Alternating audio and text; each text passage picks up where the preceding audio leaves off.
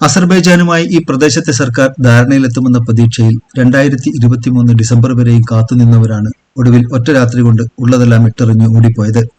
പഴയ ഉടമസ്ഥർ ഉപേക്ഷിച്ചുപോയ കടകളും വീടുകളുമൊക്കെ 1990കളുടെ തുടക്കത്തിൽ അർമേനിയ ആട്ടിയോടിച്ചവർക്ക് മുൻഗണന നൽകി അനുവദിക്കുകയാണ് അസർബൈജാൻ ഇപ്പോൾ ചെയ്യുന്നത്. ഈ ആളുകളെ ആട്ടിയോടിച്ചതിനു പിന്നിലെ രാഷ്ട്രീയ കാരണങ്ങൾ എന്തായിരുന്നാലും അവരെ ഉൾക്കൊള്ളുകയായിരുന്നു അസർബൈജാൻ ചെയ്യേണ്ടിയിരുന്നതെന്നാണ് ഇവിടെ എത്തുന്ന ആർക്കും തോന്നുക.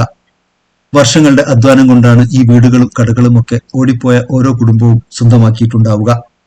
അവരിലെ നല്ലൊരു പങ്കും ജനിച്ചതും ജീവിച്ചതുമൊക്കെ കാരാബാക്കിലെ ഈ മണ്ണിലായിരുന്നു. അർമേനിയൻ വംശജർ എന്നതിലപ്പുറം ആ രാജ്യവുമായി പ്രത്യേകിച്ച് ഒരു ബന്ധവുമില്ലാത്തവരാണ് ഇക്കൂട്ടരിൽ അധികം പേരും. അർമേനിയയിൽ എത്തിപ്പെട്ട അവർക്ക് അവിടെ എന്ത് ചെയ്യാനാണ്? സമീപകാലത്ത് ചേക്കേറിയ ചിലർക്ക് മാത്രമാണ് വന്ന മണ്ണിലേക്ക് മടങ്ങിപ്പോകാനാവുന്നത്. അന്താരാഷ്ട്ര ഭൗമരാഷ്ട്രീയ നീക്കങ്ങളുടെ ഭാഗമായി ജനതകളെ അഭയാർത്ഥികളാക്കി മാറ്റുന്നതിന്റെ ശിക്ഷ ഇന്ന് ലോകത്ത് ഏറ്റവും കൂടുതൽ അനുഭവിച്ചവരാണ് മുസ്ലിങ്ങൾ. ആ നിലയിൽ അസർബൈജാൻ എന്ന മുസ്ലിം രാജ്യം ഇതൊരിക്കലും ചെയ്യാൻ പാടില്ലാത്ത തെറ്റായിരുന്നു എന്നാണ് ജേർണലിസ്റ്റിന് ഇവിടെ എത്തിയപ്പോൾ തോന്നിയത്.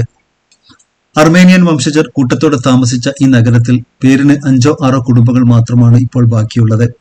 കടുത്ത മനുഷ്യാവകാശ ലംഘനങ്ങൾ നടത്തിയതിനു ശേഷമാണ് അസർബൈജാൻ അവരെ ആട്ടിപ്പായിച്ചതെന്നാണ് അന്താരാഷ്ട്ര മാധ്യമങ്ങളുടെ വിമർശനം.